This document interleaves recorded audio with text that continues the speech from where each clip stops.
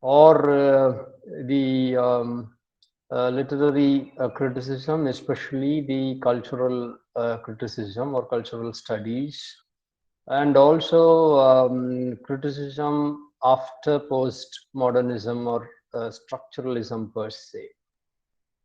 But then, due to paucity of time, I restrict myself to Shakespeare criticism, and from your syllabus, I am taking three important tragedies: Hamlet, Othello, and King Lear, and for analysis. And through these three texts, through these three plays, I'll try to tell you how criticism helps us understand Shakespeare and his heroes, I mean, tragic heroes and his tragedies fully well. So, friends, let us get into the plays of or the world of Shakespeare. Shakespeare is, I tell you, he is one of the wonders of the world. And that is one reason why he has always been lauded. He has always been, called the father of English drama. And he is the master craftsman of English theater as well.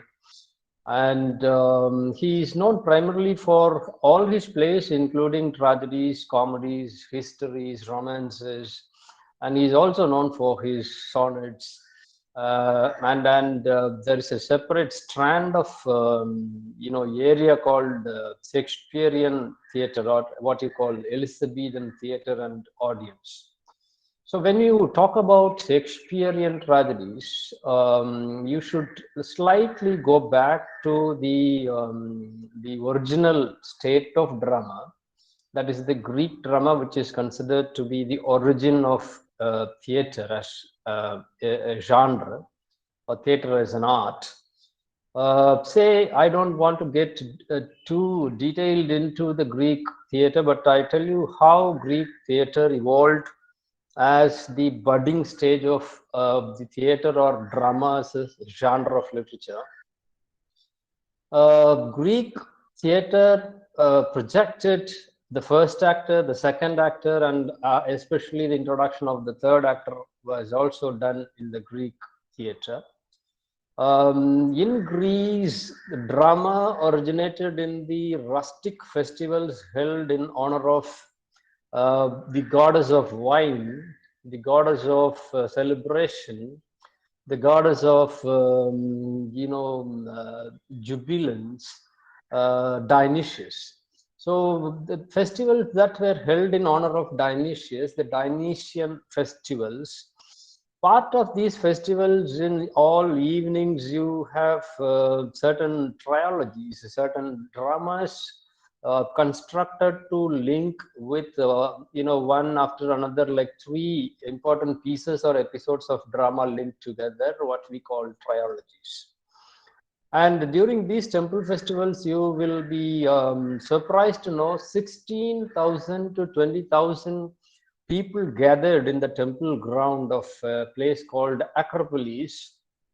And this Acropolis is a temple ground, actually, with the background of Mount Hymettus, at its back. So at the backdrop, you will find the mountain Hymettus, and all the other three open spaces will be there. Then with this idea only, the dramatist later created the stage called the proscenium stage, which means one side closed and the other three sides open. And of course, the front side you have the audience, and the left and right side will be serving as the entry and exit point for the actors. So this is how the whole stage was set, or the idea of a stage was set in the Greek theater. And considering the thematics of Greek drama, you would have come across very, very famous playwrights like Sophocles, Aeschylus, and Euripides. Among these three, Sophocles is the most accessible playwright of the Greek drama, the Greek theater. His Oedipus Rex, Oedipus the King, was one of the most puzzling texts that students of literature ever come across, because it is a play where the protagonist, the tragic protagonist, was unwittingly killing his father. Means it is not only killing his father, killing the king. So it becomes patricide and regicide. And after killing his father, he switches his mother and begets children. So this was one of the most shocking themes that the whole world of literature ever, encompassed. So the in Sophocles' Oedipus, the king, though he was a very noble king, he had to fall a tragic fall. He had to face a tragic fall. He had to fall from such a great height of people glorifying him as a god almost. From his god or demigod status, he has fallen to uh, below that. He was compelled to blind himself, and he was roaming. He self exiled himself from his own ruled kingdom. So this was the tragedy of Sophocles, and how a person, despite his nobility or in spite of his noble qualities, how he falls because of his fate, because of his destiny. So what the whole crux of Greek drama, the thematic base of Greek drama is nothing but destiny is your character. You may be a king, you may be very, very good in all your qualities, you may be noble, you may be a rich man, you have all positive qualities, but ultimately at the end of the play, you will fall not because of your qualities, but because of something that is written on your head. So something that lies far beneath you, far beyond the sky, what you call destiny, fate, or whatever it is. So this theme of fate versus free will is what is the base or is the pedestal on which the whole drama was constructed. Now coming to Shakespeare, why Shakespeare is glorified to this extent? Why do we celebrate Shakespeare even after 400 and odd years? The answer is very simple. He was the first ever dramatist, including all English dramatists and also the non-English dramatists put together. He was the very first dramatist, the playwright, to shift this specific thematic, Greek thematic shift of destiny is your character to character is your destiny. So this is the base, this is the thematic base of Shakespearean tragedies, especially because someone said Shakespeare never had, Shakespearean plays never had heroes, only heroines, but that was especially with regard to his comedies. And when heroines were, when the female characters were very dominant, you find the comedies of Shakespeare very successful.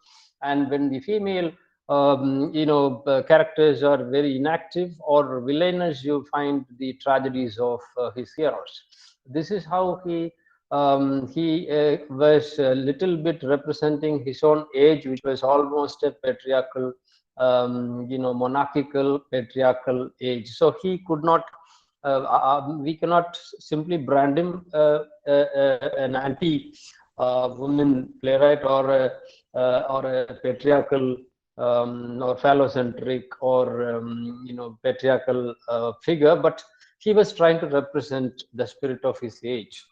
So coming to his tragedies, you find Hamlet, you have King Lear, you have Othello, you have Macbeth, the four great major tragedies through which we learn a lot about Shakespeare and his times. In addition to his histories like Richard II and other plays.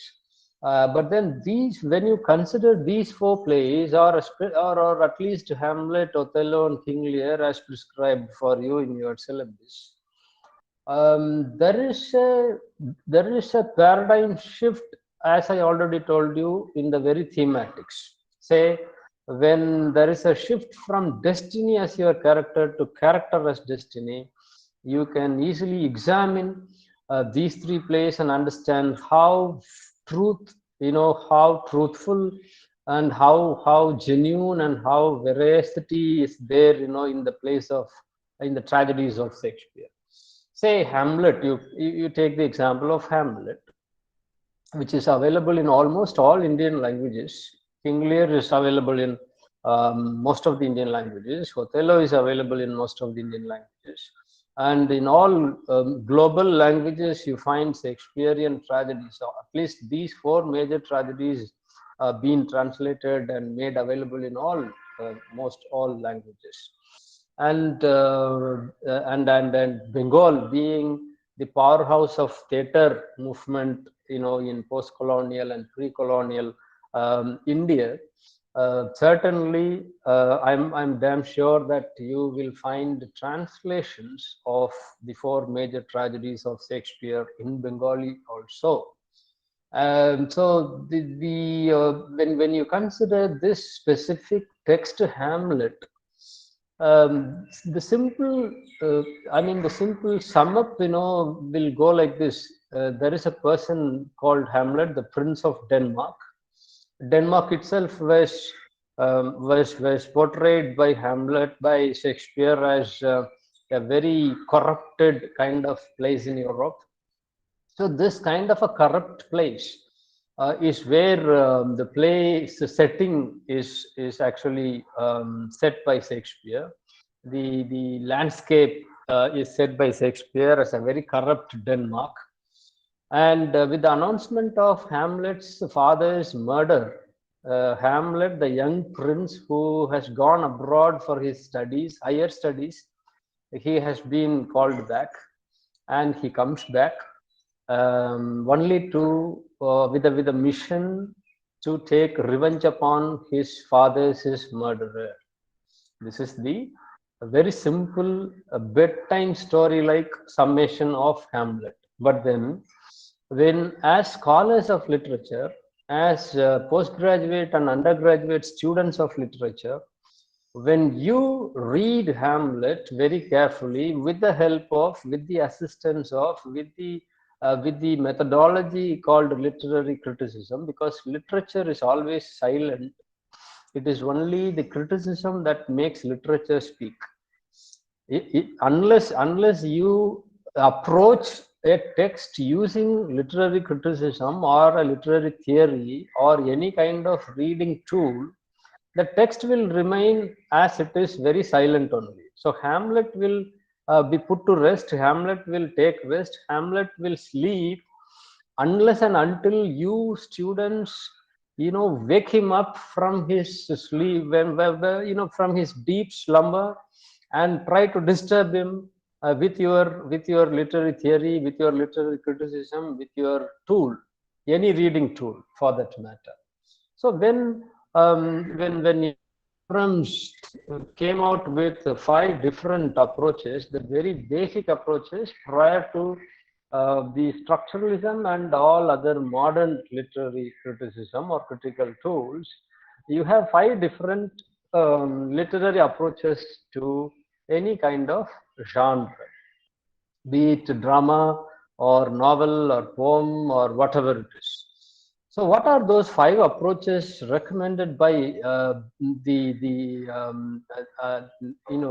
Wilbur Scott? Wilbur Scott was trying to identify and recognize five different approaches. One is the moralistic approach. The moralistic approach simply says you have to encounter a text only to search for the moral value of a text. So when you are looking for, or when you are searching for the moral value of a text, the moral content of a text, say for example, when your grandmother narrates a story to you during your bedtime, ultimately the last question will be, have you listened to the story? Now tell me, what is the moral of the story? This is how the moralistic approach was trying to find out the moral elements and moral values of a text. Second important approach is a psychoanalytical approach.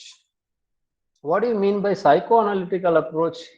Dealing with the text and the characters of the text using psychology, especially with the help of Sigmund Freud, Carl Gustavus Jung, And of course, in the recent times, you have many others like Lacan, Zizek, and others, Deleuze, Guattari, and others.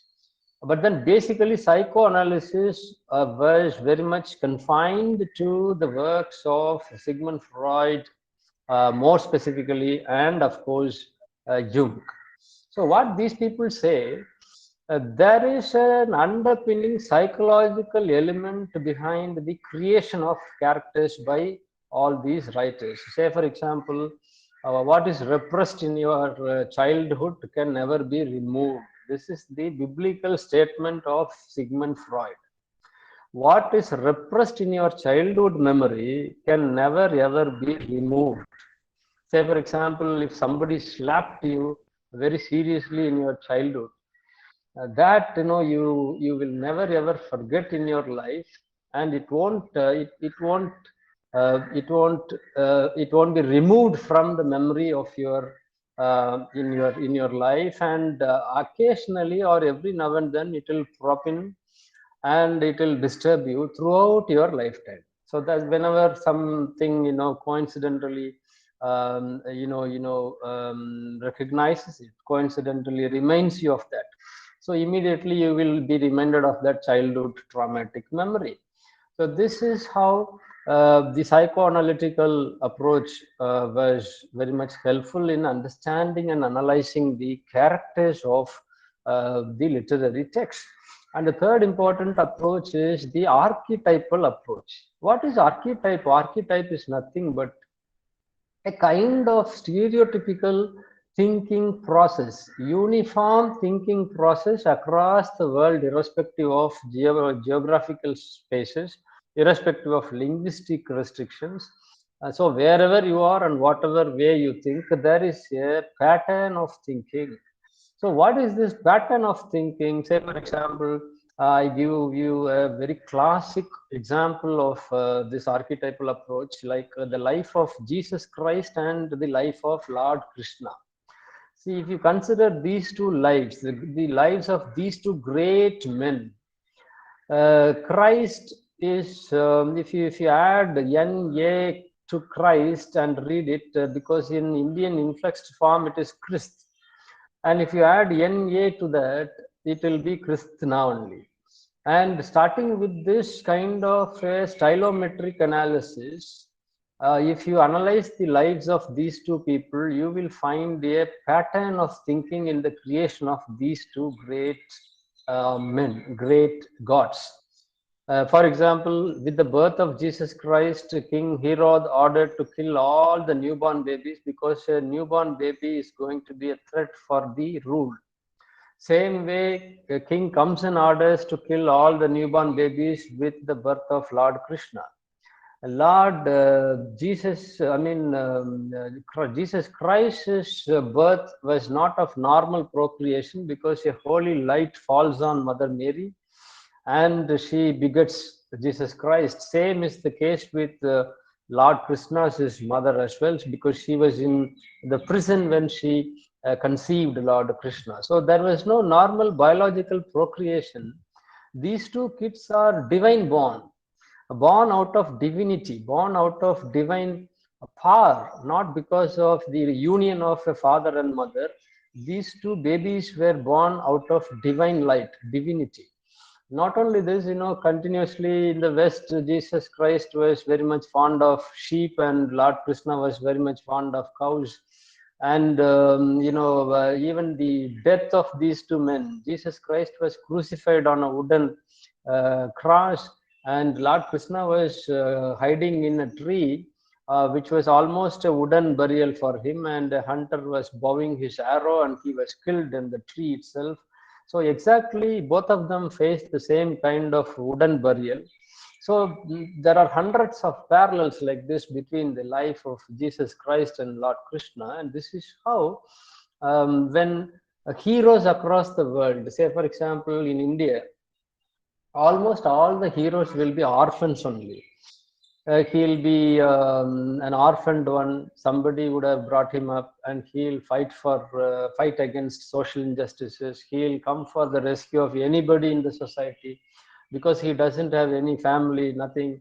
So this kind of an orphan turning out to be a hero, coming out with a lot of revelation. These are all archetypes. These are all patterns of thinking across the world. So this analyzing literary texts and the patterns of thinking in that, the archetypal patterns in the literary text is what we call archetypal approach. And the fourth approach is the sociological approach, which means, analyzing a literary text with or in terms of the society in which the literary text is produced. So you need not bother about the content of the text, but the content of the text should be interpreted only in terms of the society and the context. The context is very, very important. And say, for example, if you want to read Charles Dickens's works, you should first learn the history of Victorian England. Unless you know the history of the Yorkshire poor schools where orphans were killed brutally, ill-treated brutally, where poor children were killed brutally, you cannot understand the influence or the impact of Nicholas Nickleby. You cannot understand the content of Oliver Twist unless you know only after the publication of Charles Dickens's novels that Queen Victoria ordered the closure of all poorhouses. So justice have been brought out by Victoria only after Charles Dickens, like a socially committed writer, socially conscious writer, comes out and speaks about all these social injustices. So analyzing or comparing the textual content with the social context is what we call the sociological literature, and it is otherwise called Marxist criticism also, because Marxist criticism is one very prominent component in the sociological approach. Because Marxism is such a broad topic, I don't want to get into that. But then I'll try to simplify it in one sentence for the benefit of students here. Marxist criticism tries to say only one thing: whether you read and interpret an already established text, or you are trying to write a new text, whatever you do, whether you are reading and criticizing an old text or you are creating a new text, both should aim at transforming the society or creating a new society, which in the Marxist parlance means a classless society. Say in the Indian context, it may be a caste-free society or a classless society, a society where all were treated equals. So this is what is the intended purpose of Marxist approach or sociological approach. The last approach among these five approaches identified by Wilbur Scott is the formalistic approach. Formalistic approach, as the name itself suggests, it is the form that matters a lot, not the context. So who is the author? Where was he born? What was he doing? Why did he create this work? All these questions become irrelevant. What is irrelevant? What is relevant then? Only the form. What meter is followed? Whether paradox is employed or not, whether irony is used or not, whether ambiguity is there or not, whether tension, intention, extension are used, whether four kinds of meanings one can get, whether seven types of ambiguity one can get. So people who bother only about the formalistic aspects of a literary text, that approach is called formalistic approach. Now, coming back to Hamlet, King Lear, and Othello, which approach will be very, very appropriate and useful for analyzing the characters or the tragic heroes of Shakespeare? I tell you, you can always go with moralistic approach, and you will find some morals naturally. Because unlike Greek dramas, Shakespeare was giving emphasis to human qualities. That is why he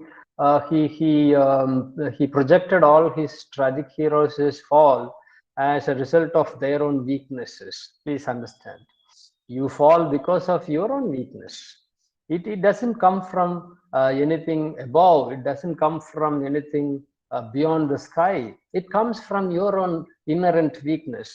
Hamlet falls because of his procrastination, delay in things. King Lear falls because of his old age and his old age related foolishness. And Othello falls because of his hasty action, his own sense of jealousy, his own sense of suspicion, his own haste that victimized Othello, and also his lover Desdemona. So what happens when you analyze these texts? You will get certain morals. You will get some formalistic aspects of how Hamlet was full of soliloquies. Hamlet has been speaking to himself throughout the play. Othello's soliloquy is very important. King Lear's soliloquy in the storm scene is very, very, very important.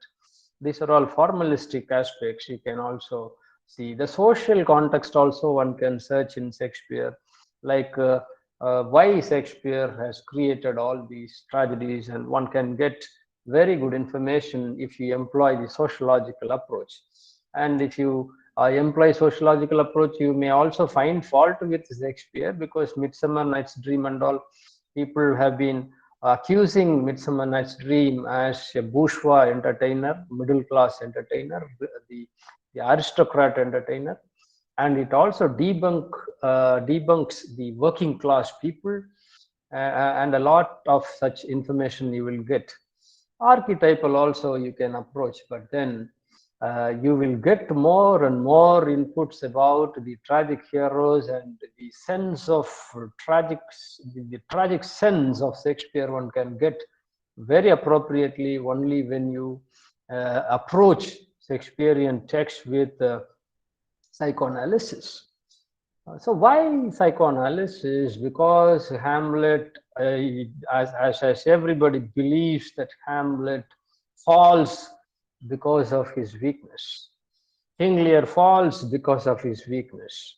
Othello falls because of his weakness. Macbeth falls because of his weakness. What is this weakness in a human body? What is this weakness in a human mind? What is this weakness in a human being?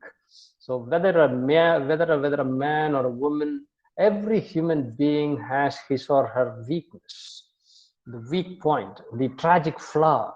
So we are all good, to somebody in our lives, and we are very bad to some others in our life. So whether we are good or bad is decided and determined by social context and situations. One cannot remain good for all. Have you ever seen in your life whether one person becoming so good for everybody in his life? Not at all. If such a person exists, he is not eligible to live in this world. So such a sordid reality, requires human beings with a lot of weaknesses. So when you try to examine the weaknesses of human beings, especially the characters created, which are representative creators, characters created by Shakespeare, like stalwarts, you require a very important literary critical tool like psychoanalysis. Now tell me the story of Hamlet. If you have already read Hamlet, comes back from his studies, and after hearing about the news of the death of his father, the killing of his father, who was the king of the land. So the king of the land was murdered, and his uncle called him and he said, your father is murdered, you come back.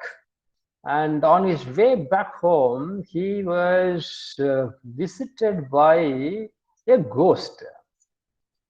What is the prominence of the ghost scene in Hamlet? Because that is where Hamlet's whole life turns topsy-turvy. So the ghost informs Hamlet, dear Hamlet, I am your father's ghost. Can you imagine if somebody, when you are walking all alone in darkness in the woods, in a forest, or in the night in the street where only street dogs are barking, nobody else in the visibility in the vicinity is there. If suddenly if you are encountered by a ghost, which will be usually white in color, but in the literary sources, the ghost or the evil forces always are painted as black, dark. Darkness means evil. White is always considered as very much divine or very much pure. But due to the dramatic requirements, in all tragedies across Europe, especially the Jacobean revenge tragedies and all, where you find ghosts, all the ghosts were shown as white, very pure white creatures, partly because of the scenes which are which are represented in complete darkness. You cannot show the ghost also in complete dark color. It won't be visible for the audience. So for theatrical requirement, all the ghosts were very much painted white, pure white. It continued for long, and even in our own Indian film industry, if you watch ghost scenes and all these ghosts will be pure white in color only, because it has to be visible during utter dark night scenes. So this ghost comes and introduces itself to Hamlet. Can you imagine? A ghost is introducing itself to Hamlet. I am your father's ghost. Hamlet is a scholar. He is not an illiterate fellow. He is not an uneducated fellow. He is not an unlettered fellow. He is a very great scholar, educated fellow. So he was not listening to the ghost as it narrates things. It tells him that I am the father of your ghost. Please go back to your home and take revenge upon the murderer of your father, means me. And who killed the father? Your own uncle killed the father. This is the answer which the ghost gives. So the purpose of Hamlet is over in the first scene itself. He was informed of what he has to do. Now, what is the problem with Hamlet? Why is he delaying things for 2.5 hours, and the play ends with the killing of the uncle, and also with the killing of Hamlet, and everybody dies at last. His own much loved Ophelia also gets killed. Her father gets killed. So why this fellow? He could have easily murdered his uncle immediately after coming home. What made Hamlet delay this much, and which resulted in the whole tragedy of Hamlet? If you examine these things, I'm sorry, Hamlet gives you abundant interpretations, very interesting returns for diligent readers like you. So if you ask this question, why, what happened to you, Hamlet? The ghost has already told you your uncle has murdered your father. You could have easily drawn your sword. You are the prince. You are going to be the king. You could have easily drawn a sword and cut your uncle's head. Problem finished. What made you delay things, and which resulted in the loss of a lot of lives? Then Hamlet's answer to this question is the whole content of the play Hamlet. What happens? Hamlet is not like Othello, because all of us are not the same, one and the same. Though we say all of us are one, humanity is one, all such sayings are true, but there is a difference in human beings. One person thinks exactly different from the other. Not only that, in the case of Othello, he was considered as, or he was portrayed as, or he was painted as a very barbaric, action-oriented fellow. But Hamlet cannot take revenge into his hands just like Othello did, because Hamlet was an educated fellow. So what is the problem of Hamlet? It is not just procrastination. It is not just delaying things. There is a valid reason behind Hamlet's delaying things. What is the reason for that? The reason is very simple. He suffers from he suffers from a moral dilemma. What is this moral dilemma? Whether to kill or not to kill, whether to be or not to be. What is this to be or not to be? To kill the uncle means taking the law into one's hands and immediately finishing off his vengeance. That is one option before Hamlet. But Hamlet throughout his soliloquies, he has been asking several questions. Say, if as a ruler of the land, if I don't respect the law of the land, if I take my sword and kill my uncle as a sign of revenge, barbaric justice, eye for eye, tooth for tooth, nail for nail, if I finish off my uncle like this, how can I expect my citizens to follow the law of the land? So this is the moral dilemma which Hamlet, has been encountering throughout. He has been thinking a lot. People say thinking is very positive. In the case of Hamlet, thinking becomes very negative. Conscience becomes negative. I tell you a golden statement: conscience makes us cowards. Conscience makes us cowards. When you are very much consciential, when you are very much full of conscience, when you touch your heart and say, I have conscience in what I do, you cannot harm anybody, you cannot take revenge, you cannot harm anybody in this thing, you cannot speak harshly, you cannot think about anything bad about anybody.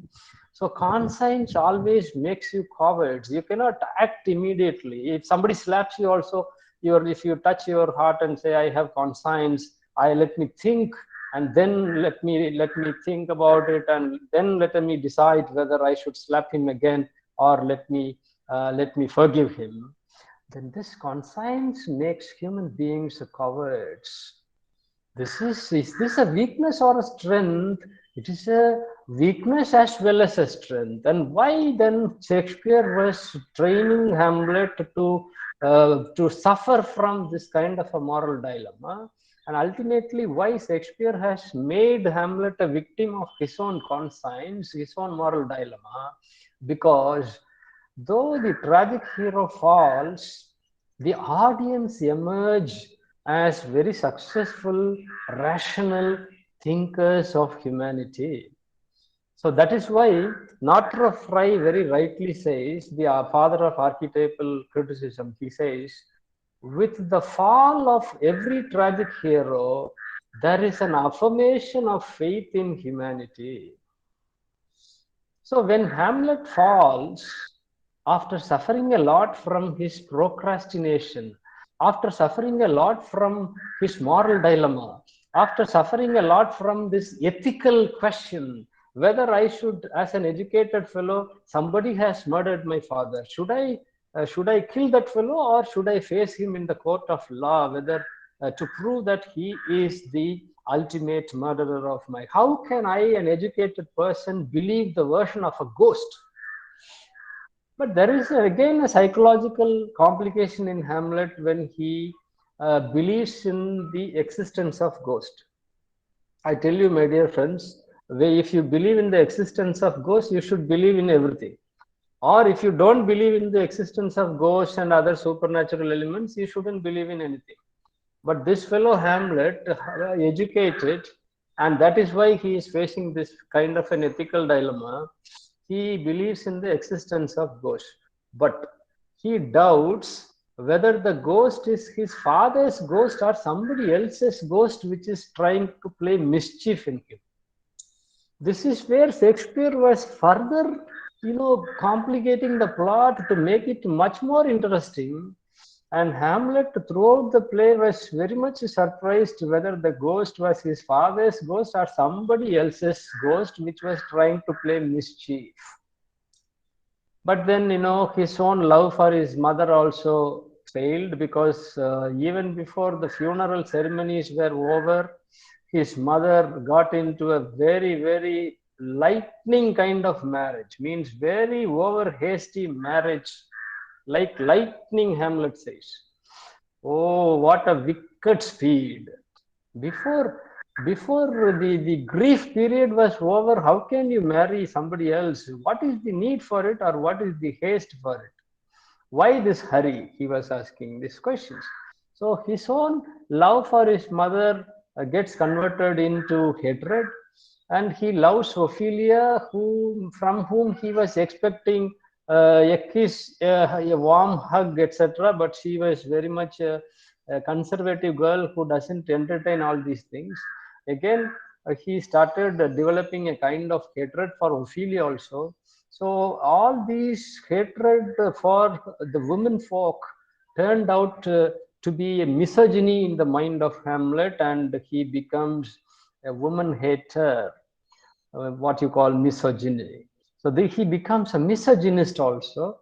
So he suffers from ethical dilemma, he suffers from moral dilemma, he asks a series of ethical questions. All these questions any educated person should ask. Suddenly taking a sword and cutting somebody into pieces, that is not the sign of civilized behavior. That is not the sign of educated person. So he wants to be an icon of civilization. He wants to be a model of the law of the land. He wants to be a protector of his kingdom. So he wants to be a sufferer of all these things, and he suffers, and he himself becomes he victimizes himself for the welfare of the whole state. That is where the greatness of Hamlet lies. And coming to Othello, he simply, it's in one or two sentences, if you want to sum up Othello, what happened in the case of Othello? He started suspecting his wife Desdemona. See, somebody says something about your wife, and they are showing a handkerchief as a proof for that, and you should have inquired about it thoroughly. But you, Othello, you are a hasty fellow. You are in a hurry to settle things. You are a man of action, unlike Hamlet, who is a man of inaction. So this fellow, he simply kills Desdemona, and later he repents for that. Later he comes to realize that she was so very innocent, and he only killed Desdemona, the innocent lover, the innocent lady, very brutally, because he has fallen short of his own vision. He has fallen short of many things. So what happens when you analyze Othello with this kind of a psychoanalysis? Again, you will find that this fellow, he never asked any of these ethical, moral questions as Hamlet has asked to himself. So one who keeps questioning himself or herself becomes the enlightened individual. Please understand. So the more you ask questions, not to others, but to yourself, the more questions you ask to yourself, you get enlightened. So who is an enlightened individual? One who asks series of questions to oneself, not to others. See, that is why Gandhi, in his My Experiments with the Truth, he was asking us to ask three questions before we go to bed every night. What are those three questions? These questions form the process of self-examination in the life of Gandhi and many others. So whether I have done anything wrong to anybody today, whether I have spoken anything ill of anybody to anybody today, or whether I have thought ill of or thought bad about anybody today. If you ask these questions, these three questions, and if the answer for these three questions is no, I haven't spoken ill of anybody, I haven't thought bad about anybody, I haven't done any harm to anybody, then you can sleep peacefully. Same way, if you ask questions like Hamlet to yourself, the more questions you ask to yourself, you become the most enlightened person. And in this way, Othello becomes the least enlightened fellow, because he killed his wife without asking any questions, just by listening to the rumor a monger and his version of the so-called truth, the notion of truth. Say for a kind of game. Now we are playing a game. Just to shift these two personalities. Keep Hamlet in the place of Othello, and keep Othello in the place of Hamlet and perform the play. What happens in the play of Hamlet if Othello is there? In the very first scene, when the ghost was telling you go and kill your uncle, this fellow would have drawn his sword and beheaded his uncle in the first scene itself, and the play would have ended in the very first scene.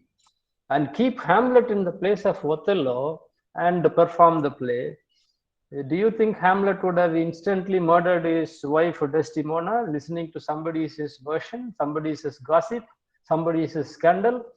He wouldn't have murdered her because he is an ethical human being, an educated fellow, a rationalist. He would have asked a series of questions. No, where is the handkerchief? What is the proof? Who are all the other witnesses? Bring them. Let me inquire with them. And he keeps on asking questions, and he is not at all going to kill Desdemona, and the play will not end at all. This is how, Shakespeare, a master craftsman, you see the way in which he has tightened the complicated plot. If you replace the heroes, the whole tragedy will be out. So Hamlet exists because of Hamlet.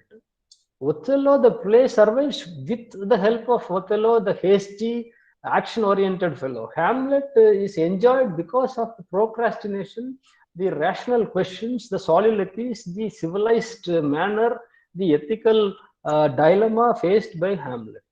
And King Lear, very, very interesting, more interesting, and the most powerful and insightful, incisive tragedies of Shakespeare than all other three major tragedies of Shakespeare. What happens in King Lear? King Lear cannot be compared with Hamlet, Othello, or Macbeth because all the other three are very much almost of the same age group fellows. But then King Lear talks about one of the oldest fellows. Say he was blessed or cursed with three daughters. It is not something about an ordinary father who is suffering with his three daughters. Even an ordinary father suffers a lot. If he, in the Indian context, if a middle class family or a poor man is blessed with three daughters in a patriarchal society, it's so very difficult to get three daughters married with a lot of dowry and all other things.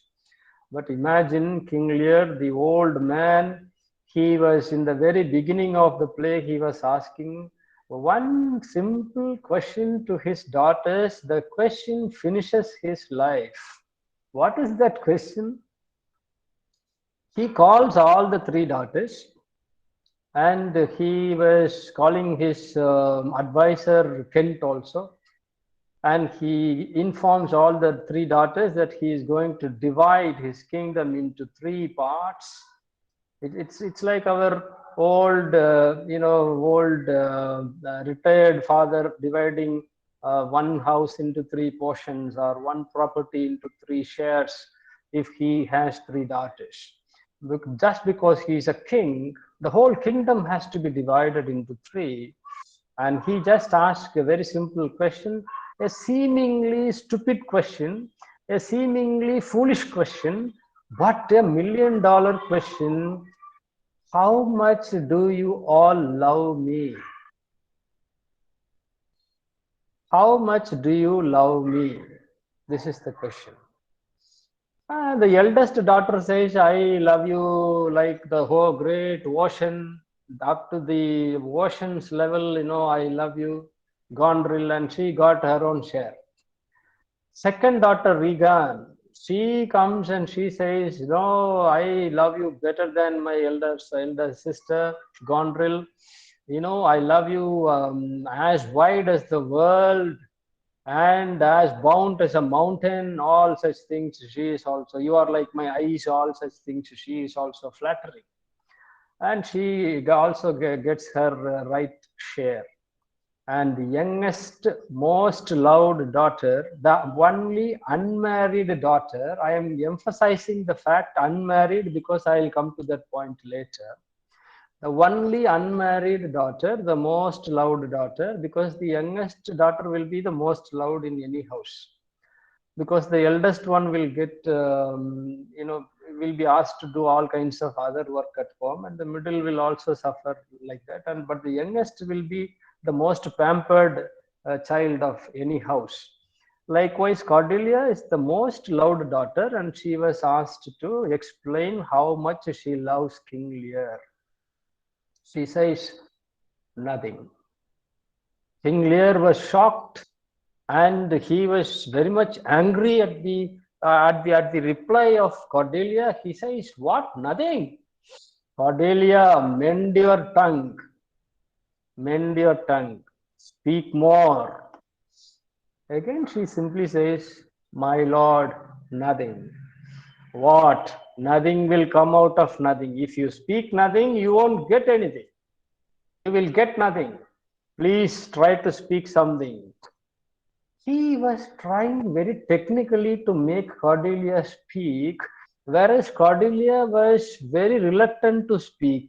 This is where the whole plot lies, and this is where the tragedy begins and ends. Ultimately, she was disowned by King Lear. Like Indian fathers who always, whenever they are angry with their sons or daughters, they'll say, "Hereafter, you have no role to play in this house. Get out. I am not your father, and you are not my son or daughter." Likewise, King Lear, a person who was supposed to carry a lot of wisdom at this age, because we expect old people to have more wisdom. That is why we get advice, suggestions, tips from old people, because old age is the sign of wisdom. But then Averins, a Vietnamese critic, says, blindness is the metaphor of wisdom. Ordinary eyes sees nothing. Ordinary eye sees nothing. Only blindness is the sign of, clear-mindedness.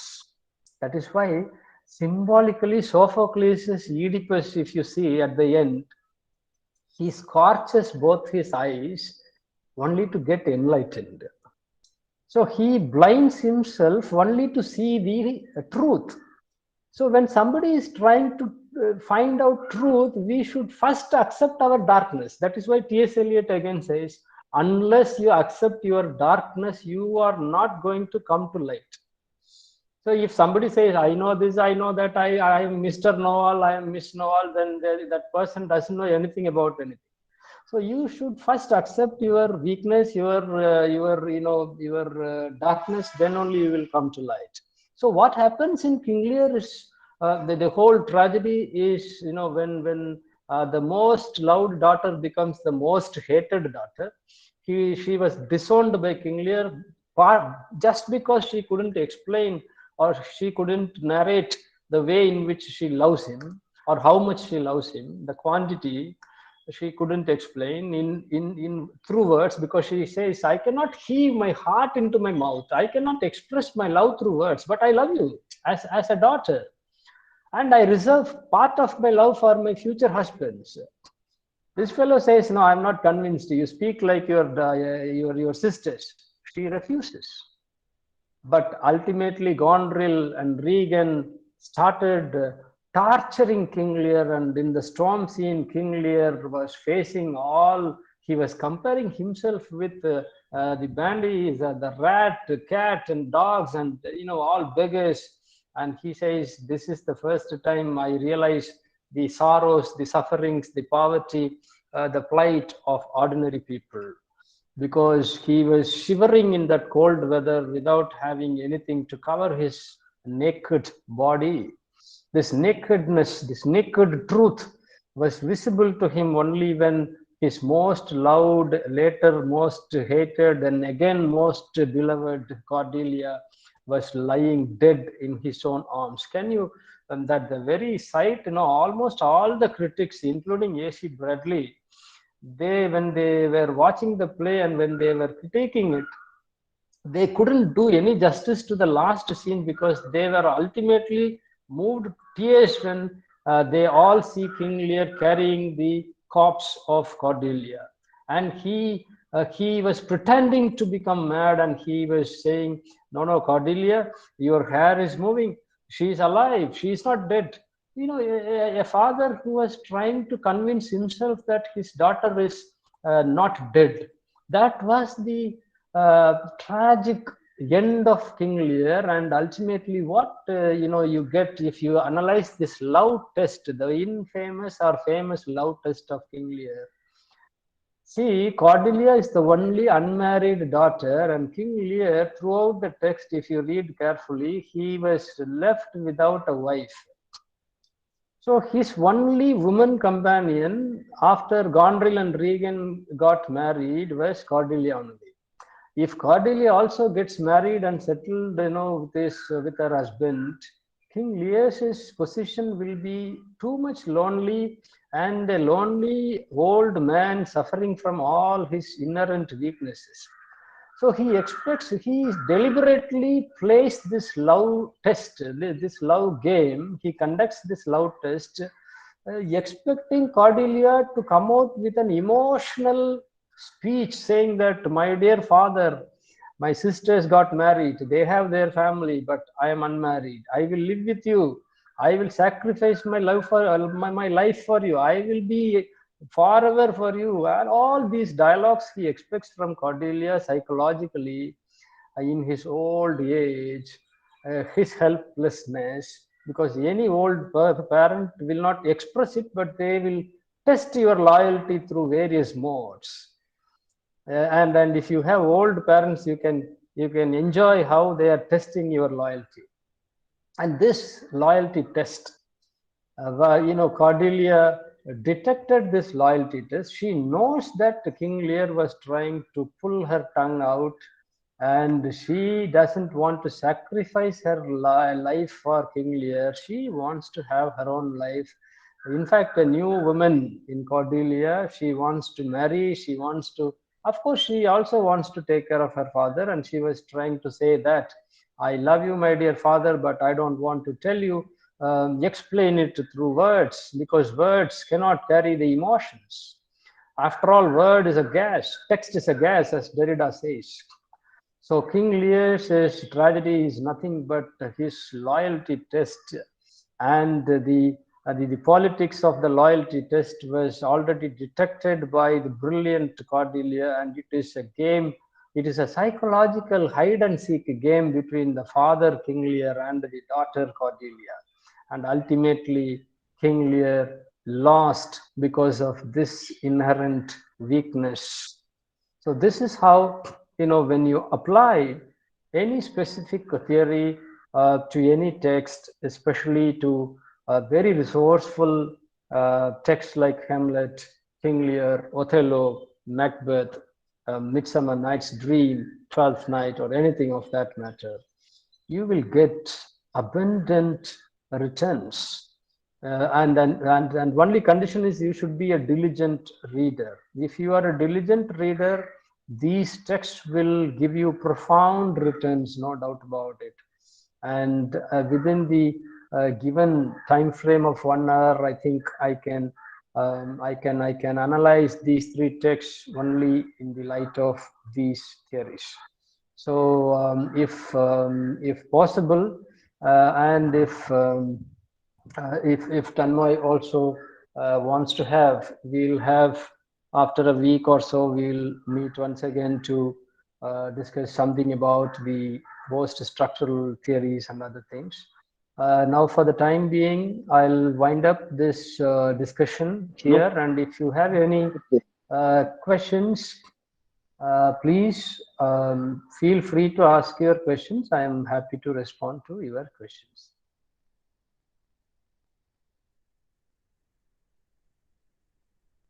Sir, Yeah, good afternoon. Thank you for the lecture. yeah, And I would like to ask a question. yeah. What is, in your opinion, is compact way of approaching a text which you are reading for the very first time? First time you cannot approach a text with a critical tool because critical tool should come only when you try to make the text speak. As I already told you, the text is silent and you should enjoy that silence of the text first. From your second reading and third reading, when you are trying to pull something out of the text, say if you are trying to give it an analysis, if you want to give a punch, then it will reciprocate or it will react. That reaction, if you want to get as a reader, right, you need to go for a kind of tool. Any tool will help you. Say, for example, as I already told you, if you want to analyze the works of Charles Dickens, you need to go for sociological approach. Or in the Indian context, if you want to analyze the works of Anita Desai or Kamala Markandeya, you need to go for the feminist, criticism.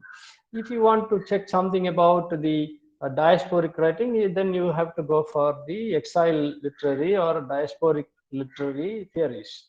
If you want to compare two different things from two different geopolitical spaces, there is a tool called comparative literary study theory. So you have theories for almost all these things, and you have a set of very new, recent theories of the new millennium, like post-truth, post-human, all kinds of post-Derridian theories are very, very, very abundant, and it helps you dismantle any kind of text to any form and shape, and it will give you innumerable interpretations. Unlimited interpretations are possible when you approach a text with all these recent theoretical tools. But as a student of literature, as a postgraduate student of literature, try to be familiar with all these canonical texts. When you approach a canonical text like Paradise Lost or Shakespearean text, or Charles Dickens's works, or Jane Eyre for that matter, you should go with these five basic approaches, because these five approaches are not outdated approaches. These five approaches are basic approaches.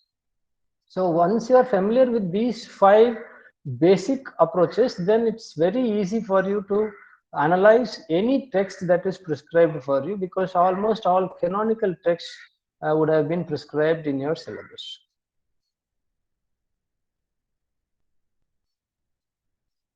Thank you, sir. So, what is the Yeah. one place that you look for always, like the first place you look for the critical analysis? Pardon? What's the first place that you look for, like to Hmm. read a critical analysis or a critical appreciation? No, you start with any basic text like Principles of Literary Criticism, which starts with Aristotle, his discussion in poetics. Then Plato, Aristotle. Usually it starts with Plato, but Aristotle's poetics is the first ever literary critical text. So if you start with Aristotle and move on, to Horace, and then come to these five approaches, classical criticism, and these five approaches, that any text or any material that gives you this kind of a thing will be an ideal text to begin with. Thank you, sir. Yeah.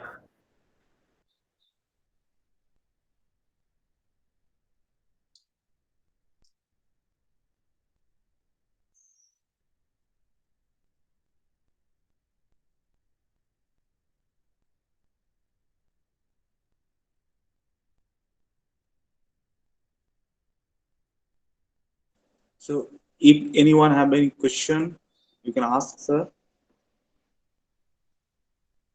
If you have any question,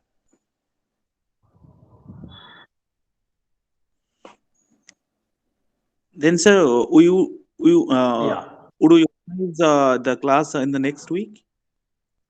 If you want me to, I'll deal with the latest critical things, so that Also, it, they can understand the literary criticism paper easily.